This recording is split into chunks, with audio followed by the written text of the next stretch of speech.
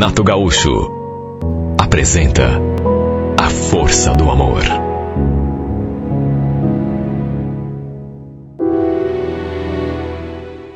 Olha, foi a maior festa ali em casa quando o Vanderlei, meu enteado, veio contar que ele e a Karina iam se casar.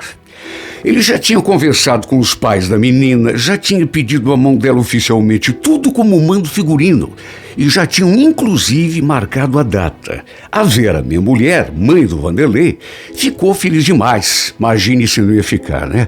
Até porque ela e a Karina, olha, tô pra ver duas pessoas se darem tão bem. Ela e a Karina se davam tão bem que parecia até que, sei lá, que era mãe e filha. Aliás, verdade seja dita, esse meu enteado não poderia ter feito escolha melhor. Menina simples, menina recatada, comportada, ajuizada e também amava demais o Vanderlei. Isso dava para ver, assim, pelo modo carinhoso como ele se tratava. Eu e a Vera estávamos juntos não fazia muito tempo não, pouco mais de 2 anos. Quando a gente resolveu se casar, o Vanderlei já estava namorando essa menina, de modo que eu acompanhei de perto a evolução daquele relacionamento. Eu e a Vera, a gente se conheceu quando ela arranjou emprego na empresa onde eu já trabalhava. Eu me encantei com essa mulher desde o começo. Simplesmente me apaixonei pela Vera de um jeito, sabe? Ela também tinha aquele jeitinho assim de mulher do interior. Ela e o filho tinham vindo de Cruzeiro do Oeste, pertinho de Umuarama, há cerca de 5 ou 6 anos atrás. Aliás, o Vanderlei também era assim, simples, tímido, recatado.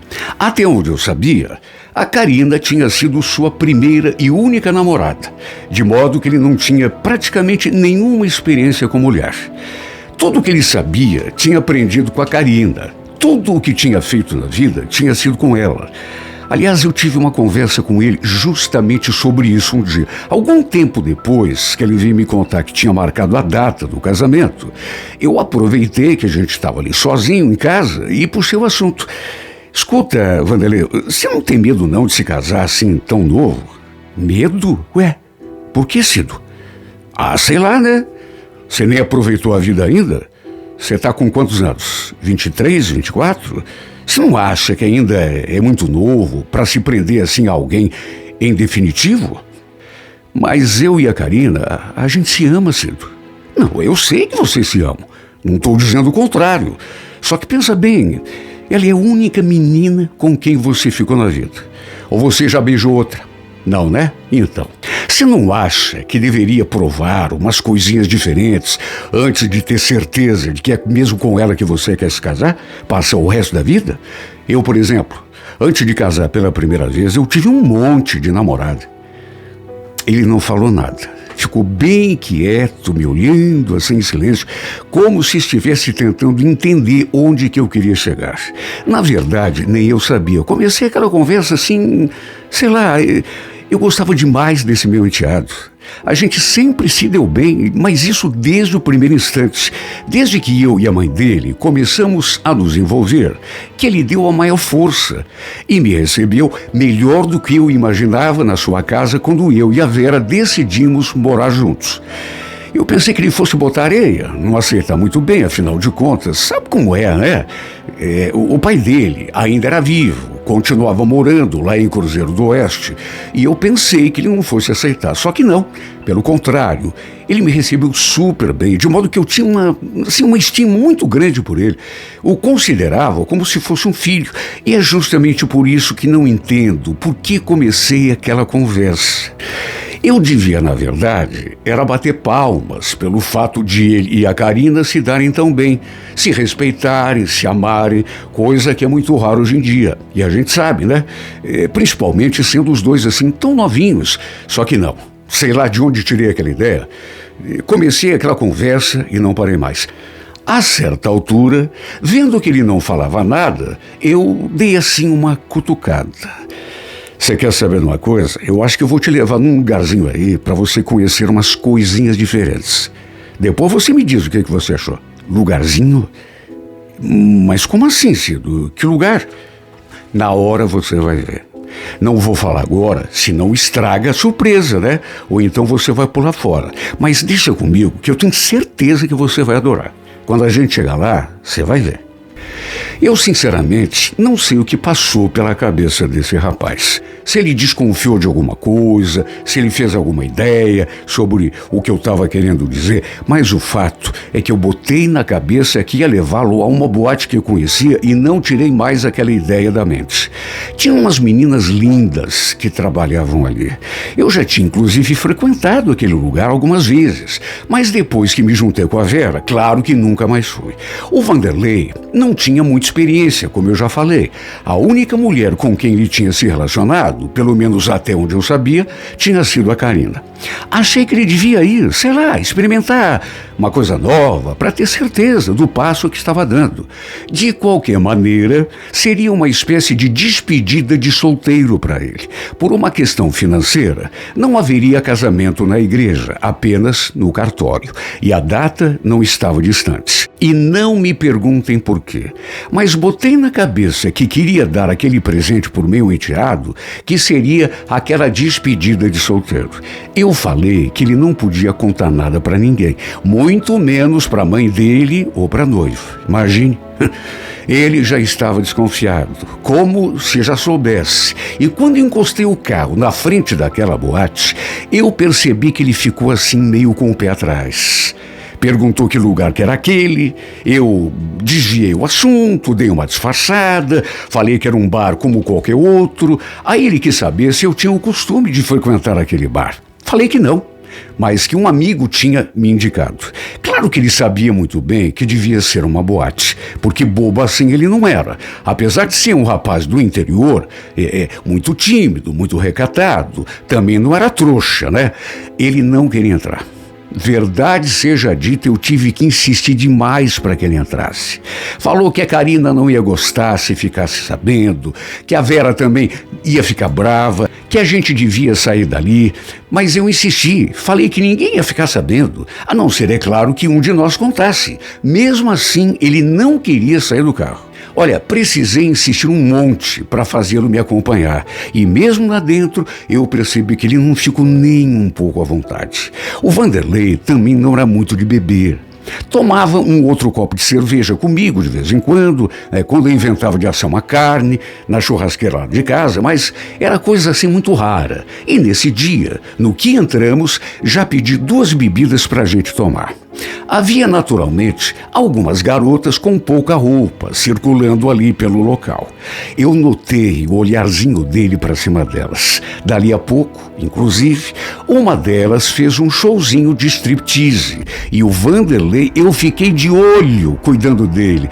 Ele ficou assim de um jeito, com o olho estalado, olhando para aquela menina. Sabe quando a pessoa nem pisca?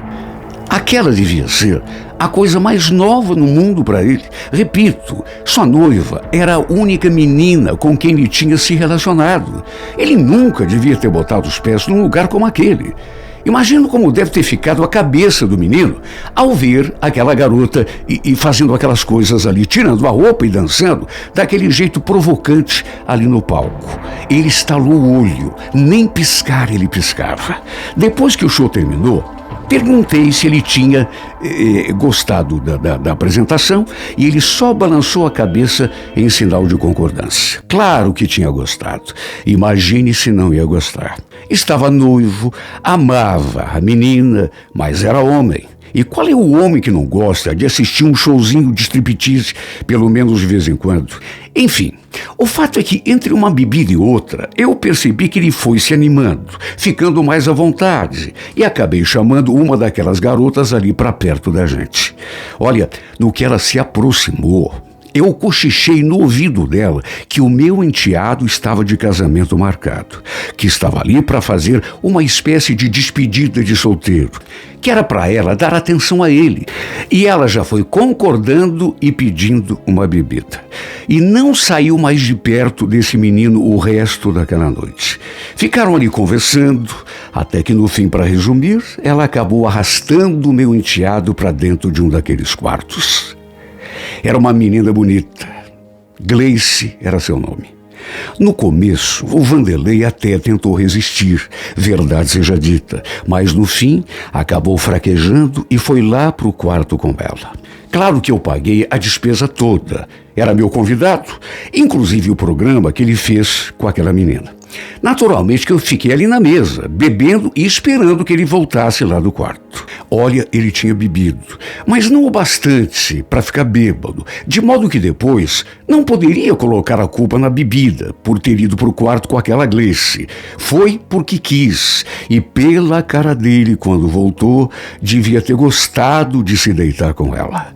Só que depois que entramos no carro para ir embora, ele não parou de falar na noiva, que ela não merecia, que não ia gostar de saber que ele tinha feito aquilo com ela, que estava arrependido, que eu não devia tê-lo arrastado para aquele antro de perdição. Eu não falei nada. Só fiquei escutando.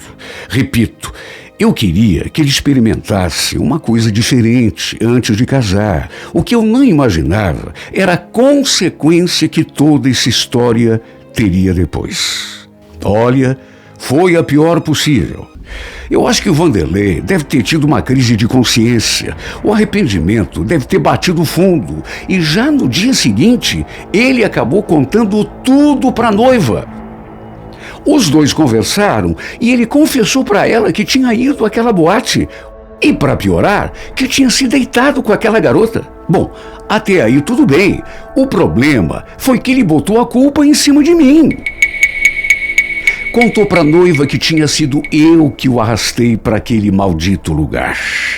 Que ele não queria ir, mas que eu o enchi de bebida para convencê-lo. Tudo bem que era verdade. Só que, meu Deus, ele não precisava ter contado nada para ninguém. Bateu o arrependimento, bateu o remorso e de um jeito que eu sinceramente não esperava. Tudo bem, só que guardasse tudo para si, remoesse tudo sozinho. Não precisava ter confessado que tinha feito o que fez. E eu digo isso porque deu o maior rolo. Eu não imaginava que a noiva dele fosse tão brava. Os dois acabaram brigando feio e eu não tiro a razão dela. Imagine, saber que o noivo tinha ido para a zona antes do casamento, se deitado com uma garota de programa. Só que vamos convir, ele não tinha nada que contar. Repito, se arrependeu, bateu o remorso, tudo bem, mas que guardasse para si. Só que não. Foi contar para a noiva, confessar que tinha caído em deslize, reconheceu o erro, pediu perdão e, no fim, em vez de perdoá-lo, ela não o perdoou. Até o casamento, essa menina desmanchou. Mandou ele vender a aliança. E como se fosse pouco, claro, acabou sobrando para mim, porque chegou ao conhecimento da Vera que tinha sido eu que arrastei o Vanderlei lá para aquela maldita boate. De modo que o culpado de tudo, adivinha? Parece que estou vendo a Vera chegando diante de mim com aquele olho assim saindo faísca. Você não tem vergonha na cara mesmo, né, Cido? Até parece que não tem mulher em casa para ficar frequentando o inferninho. E ainda por cima, ainda leva o meu filho pro mau caminho. Por tua culpa, a Karina brigou com ele, não quer mais saber dele. Você tá feliz agora, Cido? Olha aqui, nos meus olhos, me responde. Você tá feliz agora? Tá satisfeito? A Karina acabou brigando feio com o Vanderlei. Mais do que isso, acabou desmanchando o casamento. A confusão foi tão grande que todo mundo ficou sabendo, inclusive a minha mulher. E no fim, ficou insustentável a minha permanência naquela casa, ao lado da Vera. Eu acho que ela pensou que eu também fui pro quarto com alguma menina. Só que não fui. E não adiantou eu tentar me explicar, me justificar, porque nada do que eu falei, ela acreditou. Até com a Karina eu fui falar para ver se conseguia dar um jeito na situação, mas acabei arranjando encrenca até com o pai dela. Olha, se arrependimento matasse. Não era minha intenção fazer nada disso, estragar a felicidade de todo mundo. Mas o que o Vanderlei tinha que contar? Tinha que confessar o que tinha feito? Se tinha batido o arrependimento, que guardasse para ele. No entanto, foi lá e contou tudo. E ainda me colocou no meio da história. Ele não tinha nada que confessar. O que ele pensou? Que ela fosse aceitar? Que ela fosse perdoar? Além de não ter experiência com mulher, ainda é bobo. E pensar que eu queria ajudar, sabe? Lhe dar um presente. E no fim, acabei me estrepando também. Ele perdeu a noiva e eu perdi a mulher. Mas foi bem feito para mim, né?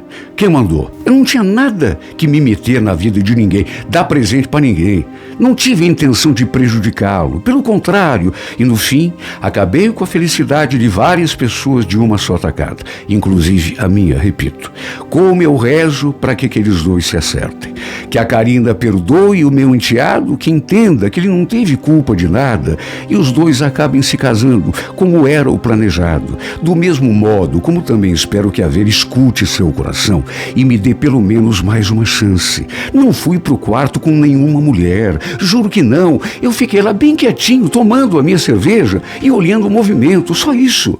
Ela me ama e eu sei que mais cedo ou mais tarde vai acabar me perdoando e me aceitando de volta, do mesmo jeito que vai acabar acontecendo com a Karina em relação ao Vanderlei.